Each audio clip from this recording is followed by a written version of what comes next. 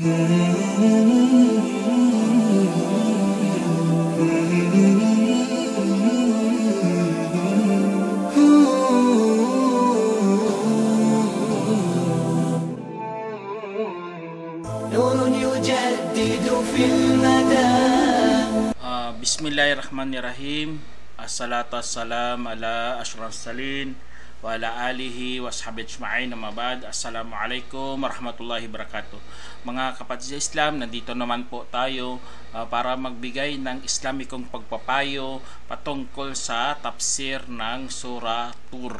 Alhamdulillah, ito na po ang huling yugto ng ating surah. Kasi alhamdulillah umabot na tayo sa 44. Sabi ng Allah subhanahu wa ta'ala, a'udhu billahi minasyaitanir rajim, wa iyaraw kisafam minas sama sakitay yakulu sahabum markum. Sinabi ng Allah subhanahu wa ta'ala, at kung makikita nila ang pira-piraso mula sa kalangitan na nalalaglag, ay kanilang sasabihin mga ulap lamang na nakabunton. Sa sinabi ng Allah subhanahu wa ta'ala, mga kapatid, ito ang tunay na pangyayari o kaya kalagayan ng mga mapagtakwil kay Allah. Nakikita na nila ang parusa ng Allah subhanahu wa ta'ala. Natatanaw na nila mismo gamit ang kanilang mga paningin, subalit tinatakpan pa nila ng kabulaanan. Bagkus magpapalusot pa sila, pira-piraso na nga kung ano pa sa ating lingwahe, sa ating wika, may comet na o kaya may asteroid na mahuhulog sa kanila, tapos ayaw pa talaga nila tanggapin, ayaw nila isuko ang anong meron sa kanila. Dumating ng parusa, tapos ganun pagsasabihin mo, mga ulap na nakabunton. Subhanallah, nakakatakot na sasabihin ng isang tao. Kaya talaga mga kapatid, mag-ingat talaga sa kupur, kasi grabe ang kanyang gagawin sa isang tao. Tatakpan niya ang katotohanan, tapos ang idadamit ay ang kabulaanan. Katulad din sinabi ng Allah subhanahu wa ta'ala sa ibang talata, mga kapatid.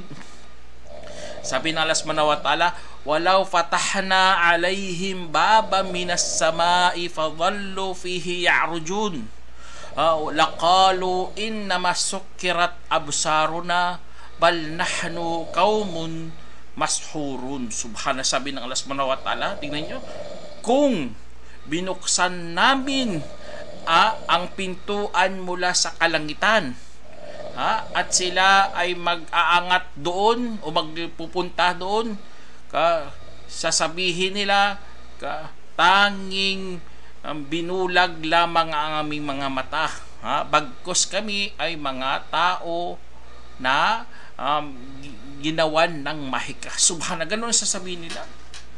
Nasa lamangka lamang kami, binuksan ng ang pintuan. Tingnan nyo, pintuan ng langit. Ngayon lang yan natuklasan, mga kapatid, ang langit merong pintuan doon na nabubuksan. Kasi kung hindi ka dadaan sa pintuan, ay talagang sasabog ang iyong spaceship. Ngayon lang ito natuklasan. Tignan nyo, nabanggit na ng Quran, merong pintuan doon. Alam naman natin ang bahay, kapag papasok ka sa isang bahay, kailangan may pinto. Kasi kung bahay lang na walang pinto, anong silbi ng bahay na yan? Magnanakaw ka, aakyat ka sa bubong, dadaan ka sa bintana. Kaya po, mga kapatid sa Islam, ito ang isa sa mga dapat nating unawain, mga kapatid, na kapag ikaw hindi mananampalataya, ganun ang mangyari sa'yo. Magpapalusot ka, magsisinungaling ka, itatanggi mo talagang katotohanan, magbulag-bulagan ka sa realidad. Kasi binuksan na nga sa kanila, tapos sasabihin nila na mahika lamang kami, nasa lamangka lang kami, kahit nakakatiyak ang kanilang mga sarili sa realidad na ibinigay ng Allah subhanahu wa ta'ala. Kaya po, mga kapatid, system, ito ang nakakatakot, na papalitan mong realidad. Gagawa ka talaga ng paraan na ayaw mong bitawan ang iyong paniniwala. Itong nakakatakot, yung tinatawag nating mga panatiko. Ang mga panatiko, meron yan silang mga paniniwala. Ngunit, walang basihan. Itong panatiko talaga, mga kapatid. Sa atin, hindi tayo mga panatiko, religyoso tayo kasi nga meron tayong batayan. Ang ating pinapaniniwalaan ay mula sa Allah subhanahu wa ta'ala, may pinanggalingan talaga. Hindi tayo mga panatiko na tango ka lang ng tango, sunod ka lang ng sunod, na wala namang basihan, na wala namang ibinabang aklat mula sa Allah subhanahu wa ta'ala. Kaya yun ang isa sa mga tinatawag kalagayan ng mga kafir. Ang mga kalagayan ng mga kafir, kahit anong mga ayat, mga talata o kaya anong mga palatandaan na ibinaba ng Allah subhanahu wa ta'ala, hindi nila tatanggapin. Sarado na kasi ang kanilang puso. Ang kanilang puso at ang kanilang isipan, binulag na sila ng Satanas. Nabihag na sila ng nag-aakit na mundo. Kapag inakit ka kasi ng mundo, ay talagang nabubulag ka sa realidad. Kaya ganun na ganun ang nangyari sa mga Kaya ang sinabi ng Allah subhanahu wa ta'ala kadugtong dito, mga kapatid, sabi niya, "Fadharhum hatta yulaqu yawmahumul ladhi yus'akun." Subhanallah, sabi ng Allah subhanahu wa ta'ala, kaya't pababayaan mo sila hanggat sa matatagpuan ang kanilang araw na yaong kanilang ikakamatay. Pabayaan mo na yan sila. Darating ang araw ng paghukom. Alam naman natin, mga kapatid, kapag dumating ang araw ng paghukom, lahat ng may buhay ay makakalasap ng kamatayan. Talagang mamamatay sila. Lahat yan. Pati nga si Malakal Maut mamamatay. Ang problema, kapag ikaw nagulat, ikinagulat mo ang araw ng paghukom. Alam naman natin, tayo mga Muslim, expected na talaga natin darating ang araw ng paghukom. Kung ikaw ikinagulat mo, ayaw mo pa bitawan ang buhay mo, ayaw mo pa sumuko, tapos didatnan ka ng ganong kalagayan, ay talagang mapapahamak ka. Ipapahamak mo yan. Kasi nga, ipapalasap ng Allah subhanahu wa ta'ala ang parusa sa mga kupar, sa mga kafir, sa mga mapagtakwil kay Allah subhanahu wa ta'ala. At ang problema pa, dito sa mundo, hindi lang parusang na natikman nila, bagkus mayroon pang pinakamatinding kaparusahan sa araw ng paghukom. Kaya katulad ng sinabi ng Allah subhanahu wa ta'ala, mga kapatid, wala nudikannahum minal adhabil adna dunal adhabil akbar la'allahum yarji'un. Sabi ng Allah subhanahu wa ta'ala, at talagang ipapalasap namin sa kanila ang mga mabababang kaparusahan bukod pa sa matinding kaparusahan, o baka sakali sila'y magsisibalik. Pipapalasap ng Allah, pero sila hindi nila nararamdaman yan. Subhanallah, kapag kafir ka, hindi mo mararamdaman yan. Tayo, alhamdulillah, kapag mayroong mga kaparusahan na maliliit, maalala natin si Allah at nagbabalik loob tayo kay Allah. Itong kagandahan ng mga merong paniniwala, merong iniisip nilang araw ng paghuhukom, nagbabalik loob talaga kay Allah. Sila wala, kaya hindi sila makakabalik hanggang dinatnan sila ng kanilang kamatayan. At alam naman natin, mga kapatid, kapag dinatnan ka ng kamatayan, mahirap ka na magbalik loob at hindi na talaga tatanggapin ng Allah subhanahu wa ta'ala. Kaya itong nakakalungkot kapag ikaw nadatnan ng ganitong kaparusahan. At sabi ng Allah subhanahu wa ta'ala, kaya ang utos nga ng Allah, fadharhum, pabayaan, iwanan, talikuran. Hayaan mo yan sila. Kapag hindi, mga dakwa natin, mga kapatid, hindi tayo namimilit ng tao. Itong kagandahan sa Islam. kapag nasa katotohanan ka, ipahayag mo lang. At huwag mong damdamin, huwag kang maghinagpis kung hindi sila maniniwala sa iyo. O kaya hindi sila susunod sa iyo. Huwag kang maghinagpis. Ang iba kasi, grabing dakwa nila, heart to heart talaga eh. Pero kung hindi mag-Muslim, naghihinagpis, mali yan. Ang utos nga ng Allah dito, fatherhood, iwanan, pabayaan. Kasi nga, magkikita naman tayo sa araw ng paghukom. Lahat tayo mananagot kay Allah subhanahu wa ta'ala.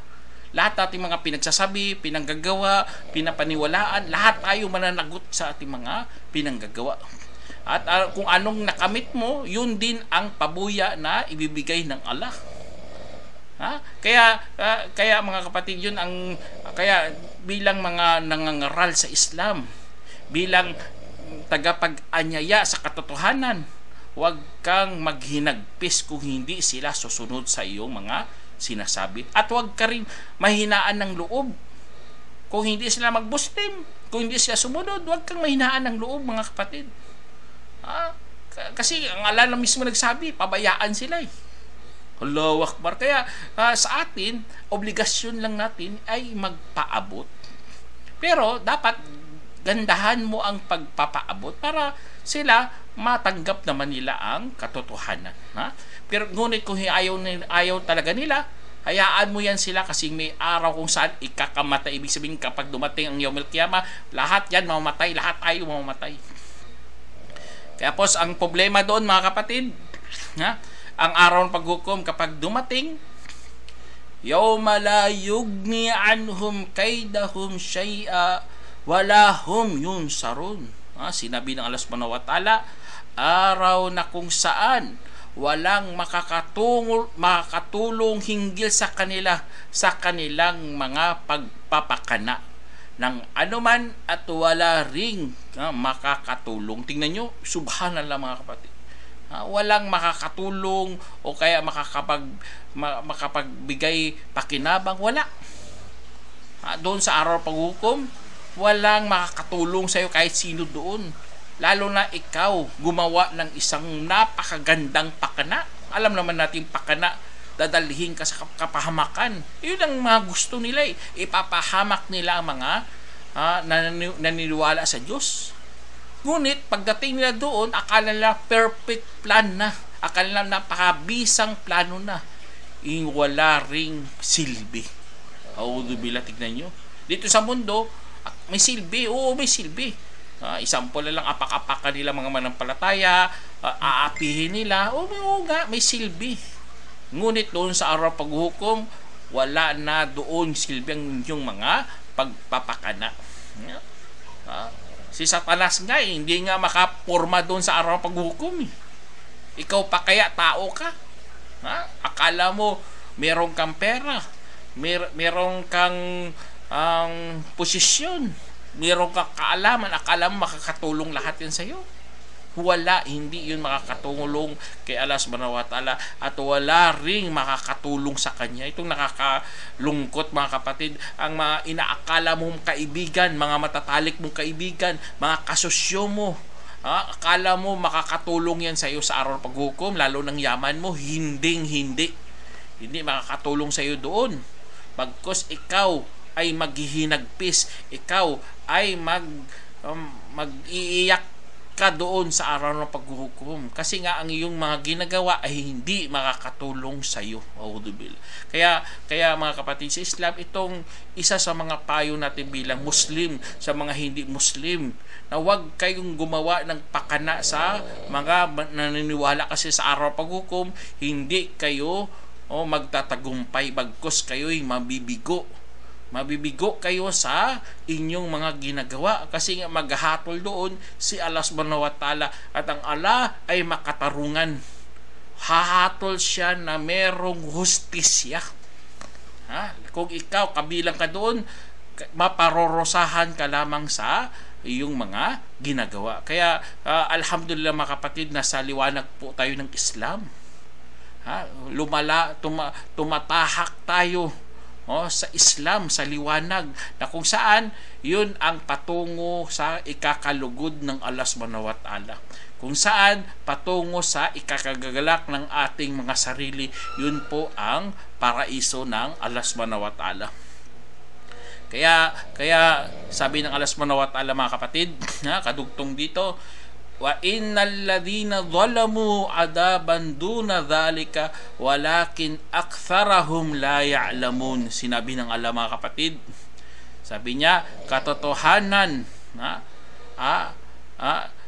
para sa mga yaong ng api ang kaparusahan bukod paruon, ngunit karamihan sa kanila ay walang nalalaman.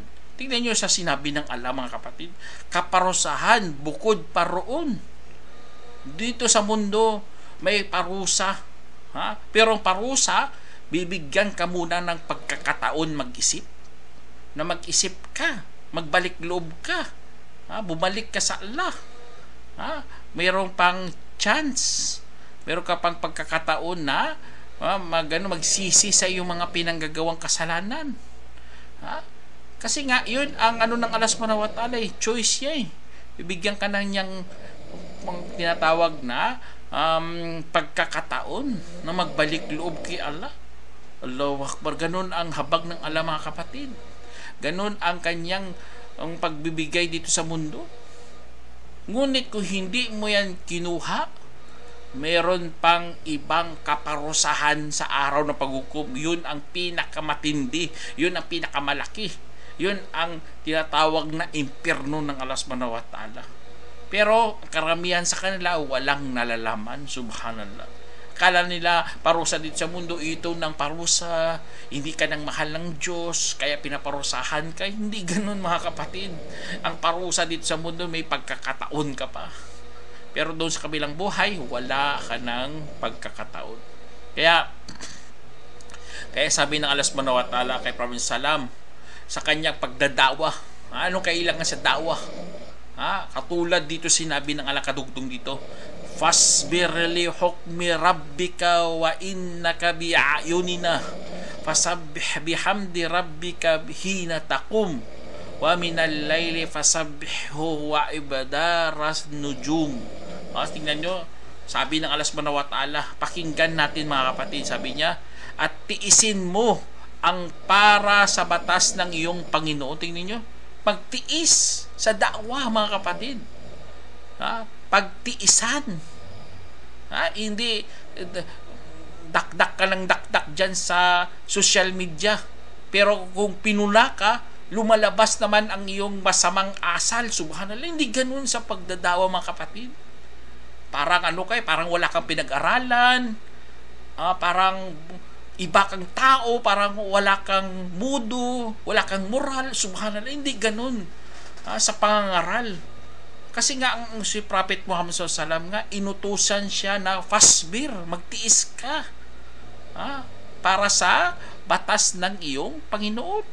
Tingnan niyo, tiisin mo para sa batas ng iyong ang para sa batas ng iyong Panginoon. Kasi nga ang pagsunod sa batas ng Allah subhanahu wa ta'ala ay kailangan pagtiisan. Tiisin. Kasi nga napakadaming magkukutya sa iyo. Kay Propeta Muhammad sallallahu nga sa kanyang kasaysayan, sa kanyang tinatawag na sira, kinukutya nga siya.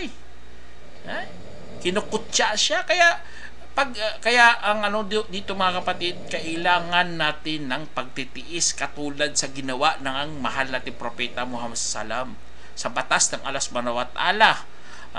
Ano pa, mga kapatid? Kasi nga sapagkat ikaw ay nasadyang nasa aming mga mata. Allahu Akbar. Tumitingin pala si Allah subhanahu wa ta'ala sa mga kay Prophet Muhammad sallam, lalo na mga ngaral sa Islam. Tumitingin si Allah, ibig sabihin hindi kanya pababayaan, nasa alaga ka ng Allah subhanahu wa ta'ala. Mahal ka kasi ng Allah, kaya nangangaral ka. Kaya sa'yo, tiisin mo lang. Inshallah, magtatagumpay ka sa araw ng paghukom. Kahit anong kutya sa'yo, kung kutya ka dyan, lalo lang yung pagkatao, hayaan mo yan, kapatid.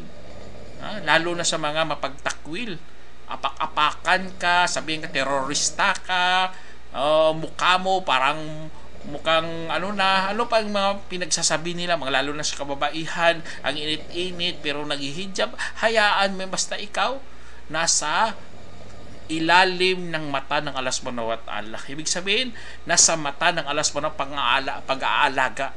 Allahu Akbar, sa kanyang pag-aalaga. Mga kapatid, tayo'y nagiging sapat na. Nagbibigay sa iyo ng sigla sa pangangaral kay Allah subhanahu wa ta'ala. Kaya sa pagtitiis at nasa pag-aalaga ng Allah, tumitibay ang ating kalooban, lumalakas ang ating pag-anyaya sa Allah subhanahu wa ta'ala. Tapos ano pang dito, utos pa ng Allah, at luwalhatiin mo na may papuri ang iyong Panginoon sa oras ikaw ay babangon. Ibig sabihin, luwalhatiin, magsabi ng subhanallah. Kaya tingnan nyo, kahit sa pambugad natin sa sala, sabihin mo subhanallah bihamdika wa tabarakasmuka wa ta'ala jadduka wa la ilaha gayruk, di ba? Sinasabi natin yan. Kaluwalhatian kay Allah, at kapuri, mapalad ang kanyang pangalan, at katastaasan ang kanyang karangalan, at walang Diyos bukod sa kanya. Yun, subhanallah, yun, binabanggit natin yan. Ang luwalhati, pagluluwalhati kay Allah. Ibig sabihin ng pagluluwalhati ay walang depekto si Allah subhanahu wa ta'ala. Ganon ang subhanallah. Ibig sabihin ng subhanallah, walang depekto si Allah subhanahu wa ta'ala. Malayo sa pagkakamali. Tapos sa kafaratul majlis din, nagsasabi din tayo yan, subhanakallahumma bihamdika wa asyhadu la ilaha illa astaghfirullah wa atubu ilayhi. Yun yung sinasabi natin sa majlisul kafara, nagluluwalhati din tayo kay Allah. Kasi nga kapag sinasabi natin yan, papatawarin ang ating mga kasalanan. Pagtapos ng ganitong mga usapin. Allahu Akbar, mga kapatid. Tingnan nyo, ganun na ganun mga Muslim. Lalo na sa pagdadawa. Huwag nyo kalimutan niya sa pangangaral, sa pagtuturo.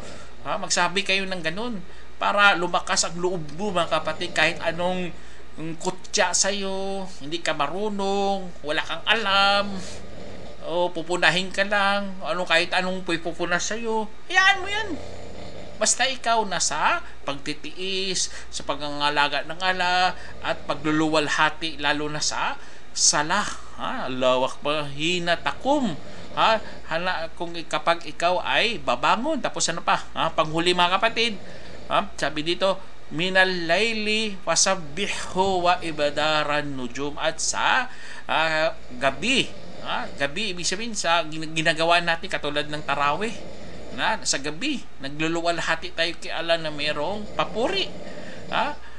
Tapos sa pag-alis pag-alis ng mga bituin, kaya paglaho ng mga bituin, ibig sabihin mga umaga na yan. Madaling araw. Allahu Akbar, mga kapatid. Sana meron kayong napulutang aral, mga kapatid, na napakaganda ng pinayo ng Allah subhanahu wa ta'ala kay Prophet Muhammad salam, na dapat din nating sundin, lalo na sa mga ngaral. Hanggang dito na lang. Subhanallah bihamdihi wa atubu ilaik. Assalamualaikum warahmatullahi wabarakatuh.